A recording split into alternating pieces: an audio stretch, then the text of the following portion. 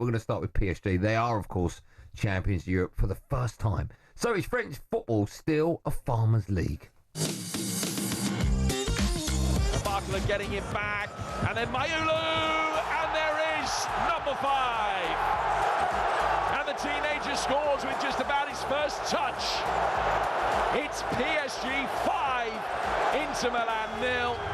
Not only victory, but the biggest victory ever in a Champions League final. A stunning performance. If you look at the list of managers who won the Champions League with 2 different teams, it's only the top of the top. It's only the world-class ones, the best ones ever. You need to put in the effort up front, and with all due respect, maybe at times that wasn't the case previously. But under Enrique, they changed that mentality.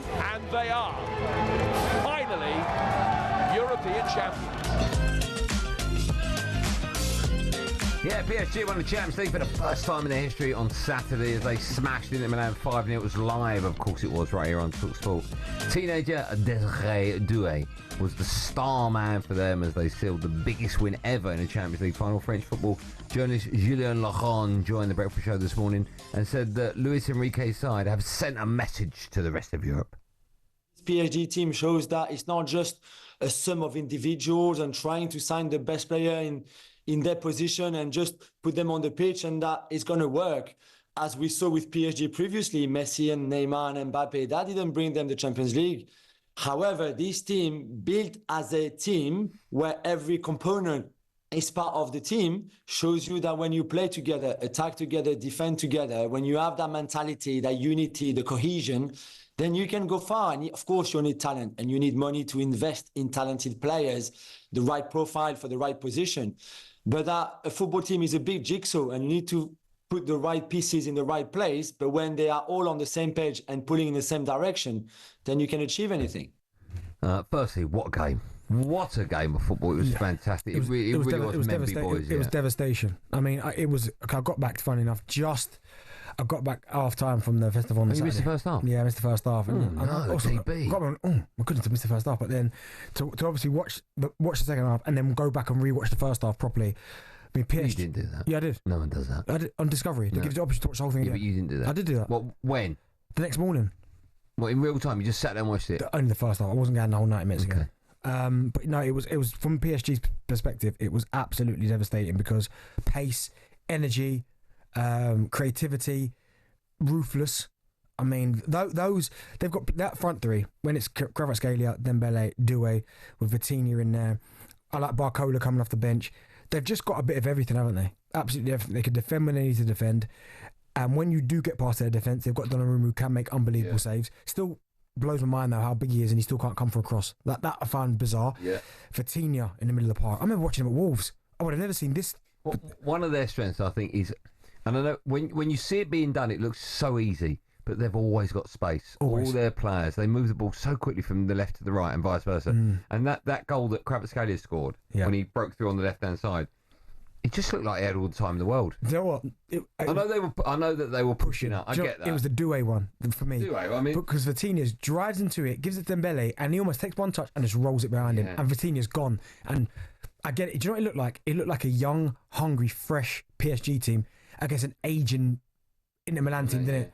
Like, I know Inter Milan have done well to get to that point, but they got well and truly it's like blown away. It's nuts because PSG, the early part of this tournament, weren't great. Were they 15th? I watched them against Arsenal, did the game. Yeah. If you'd have told me that team, I know Dembele didn't travel because I think disciplinary reasons. I think he was late or something. I mean, he's a monster, right? I wouldn't say he's the difference, but we were talking on Friday that if he plays, they'll smash him. Yeah. Well, I think that team that lost to Arsenal 2-0 at the Emirates, if you'd have said to me they'll win the Champions League, I'd have said absolutely no chance. Yeah. But wow, what a performance from them. We need to talk about Doue. 2 goals in the Champions League final. He's only 19. He's been brilliant throughout the tournament. How highly do you rate him? Because a lot of... well, not a lot, but there's some great kids coming through. Lamine Yamal, of course, being the other one, but he looks wonderful, doesn't he, this kid? He looks like he's got a bit of everything. Like goals, as you saw at the weekend, assists, he's quick, he's direct. I mean, he's got some great goals in the Champions League this year. The one against Villa, underside of the bar and in. Oh, yeah. When he cut in. Yeah. He scored some goals, but no, I mean, he's only... Oh, sorry. That goal was incredible. Remember? Yeah, I do. I didn't think he was going to shoot from there, and he cuts in and wham! Off the underside of the bar. He's got everything. Absolutely everything, but it looks like he's got the right coach behind him as well, who's giving him that kind of creative freedom to go in and do it. And this is no kind of knock on Pep, because Pep we all regard him as one of the greatest. I mean, there's an argument, some people put him as the greatest, right? But when you look at when he gets these players into Manchester City, and we always sit on this show and talk about how, like, Grealish, he's a prime example. He almost lost that creative freedom. Like, he doesn't. Luis Enrique allows these players not only to be creative, but to go exactly where they want. So if Dembele wants to go on the right, Kvaratskhelia can come in the middle, Doue on the left. If Barcola comes in, who could have scored arguably one of the greatest goals ever, with a little drag. I mean, he hit it in the end to the goalkeeper's right. When the goalkeeper's left, the whole goal was open.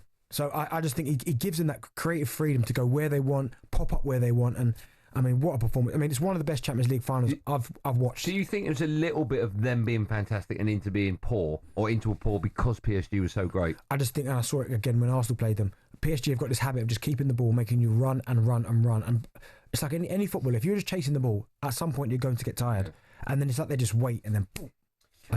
One of the questions we're going to ask is, we've always talked about the French league being the Farmers' League. They've got that reputation. Does winning this competition for PSG, does it change all that? No, because people will still call it that, and I can understand why they'd say that, because it does feel like it's every single season it's PSG. But for long spells, it felt like the Premier League was turning into that, because Man City would just run 4 in a row every single season. So although the Premier League is a lot deeper, and I think the quality from top to bottom is a lot better than any other league, the fact that they've conquered Europe now, because that was what they were waiting for, wasn't it? Like PSG, we've seen them win so many league all the time. Is can they get to the top of this? And it's just surprising that they probably let one of their best player, probably the greatest player in their history, in Mbappe, go, right? And then let one of their greatest, actually, because they've had some top players. He goes to Real Madrid, who won it last year, don't win it. They get rid of him, and PSG win it. They just look more of a collective unit. Does it soften the blow for Arsenal at all, knowing you've lost to the eventual winners? No. Makes no difference. Arsenal fans won't watch that and go, well, we did lose to the winners. And no, because there were moments the way Arsenal started that game in Paris that they just didn't capitalise. Yeah. But this team here, after what they've done, the run they've been on, fair play to them. We've got lots coming up today's show. By the way, we've got some unbelievable guests throughout the week. Yeah. We really do. We've got, can I say, Joe, am I allowed to say, we've got Michael Owen's with us in the studio, so we're going to have a lot of fun with Michael Owen. I can't remember the other. We've got big names. Can you remember the other one? Who's the other? Oh, we've got John Obi Mikel coming in. Yep. We've got Jensen Mutton on the show as well. That's coming up. We've got Soccer Aid in a couple of weeks' time. Have we got someone today? I swear we had someone today, haven't we? I think we have. James Norwood. James Norwood, yeah, of course, scored one of the goals. Yeah. Didn't score the winner. No. Scored one of them. So we've got lots coming up, but we're going to start off taking your calls about, well, the French league. Is it still a farmers' league? If you're one of those listeners to talkSPORT and you think I'll never get through because they're talking about my team and that, today's the day you'll get through, because football's effectively stopped. So it's a little bit, I'm just being honest, I'm just moving back the curtain. So if you think I'd love to go on talkSPORT 1, now is the chance. Take it with both hands. 03717223334. In fact, one of the hands pick up the phone, the other one dial the number. We'll take your calls on whether or not France is still a farmers' league. 03717223334. talkSPORT Drive with Andy Goldstein. Monday to Friday afternoon from 4 on AM, on DAB, via the talkSPORT app and on your smart speaker. talkSPORT.